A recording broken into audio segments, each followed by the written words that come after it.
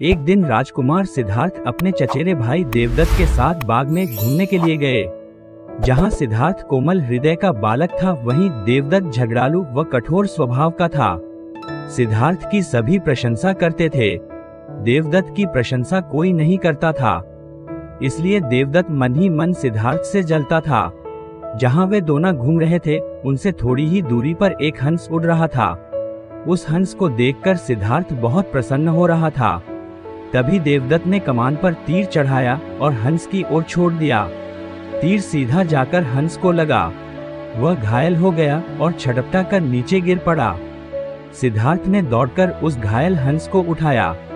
उसने हंस के घायल शरीर से बह रहे लहू को साफ किया और उसे पानी पिलाया। तभी देवदत्त वहां आ पहुंचा।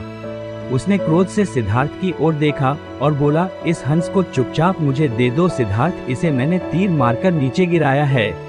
नहीं, सिद्धार्थ ने हंस की पीठ सहलाते हुए उत्तर दिया, मैं इस हंस को तुम्हें नहीं दे सकता।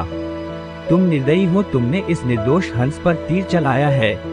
यदि मैं इसे न बचाता तो इस बेचारे की जान चली जाती। पूर्णविराम। देखो सिद्धार्थ, देवदत्त उसे घूरकर बोला, यह हंस मेरा है, इसे मैंने तीर मारकर नीचे गिराया है। इसे चुपचाप मुझे दे दो। यदि नहीं दोगे तो मैं राज दरबार में जाकर तुम्हारी शिकायत करूंगा। सिद्धार्थ ने उसे हंस देने से साफ साफ मना कर दिया। देवदत्त राजा शुद्धोधन के दरबार में जा पहुंचा और सिद्धार्थ की शिकायत की। शुद्धोधन ने उसकी शिकायत को ध्यानपूर्वक सुना, फिर सिद्धार्थ को बुलावा भेजा। कुछ ही देर में सिद्धार्थ हंस को लेकर राज दरबार में उपस्थित हो गया। राज दरबार के ऊंचे सिंहासन पर राजा शुद्धोधन बैठे थे। आसपास के नीचे आसनों पर राज्यमंत्री तथा अन्य पदाधिकारी बैठे थे। कई सैनिक हथियार लिए द्वार के निकट खड़े थे। शुद्धोधन के संकेत करने पर देवदत्त सिर झुकाकर बोला, महाराज, जो हंस इस समय सिद्धार्थ के पास है वह मेरा है।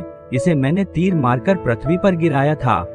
सिद्धार्थ ने इसे उठाकर इस पर अपना अधिकार कर लिया है। यह हंस मेरा है, कृपया इसे मुझे दिलाया जाए। राजा शुद्धोधन ने सिद्धार्थ की ओर देखा और बोलने की ओर संकेत दिया। सिद्धार्थ ने सिर झुकाकर शांत स्वर में कहा, महाराज, यह हंस निर्दोष है, यह बिना किसी को कोई कष्ट दिए उड़ा जा रहा था। देवदत्त ने इसे तीर मारकर घायल कर दिया।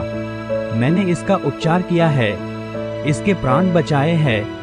मैं समझता हूँ कि प्राण लेने वाले से अधिक प्राण बचाने वाले का अधिकार होता है। मैं आपसे प्रार्थना करता हूँ कि यह हंस मेरे पास ही रहने दिया जाए। मैं इसे बिल्कुल स्वस्थ करके आकाश में उड़ा देना चाहता हूँ। शुद्धोधन ने अपने सभासदों से विचार विमर्श किया। वे सभी एक ही स्वर में बोले, महाराज, राजकुमार सिद्धार्थ का कहना बिल्कुल ठीक है। जीवन लेने वाले से बचाने वाले का अधिक अधिकार होता है, अतः हंस राजकुमार सिद्धार्थ के पास ही रहने देना चाहिए। राजा शुद्धोधन ने सभासदों की बात मान ली। पूर्णविराम। उन्होंने सिद्धार्थ से कहा, इस हंस पर तुम्हारा अधिकार है।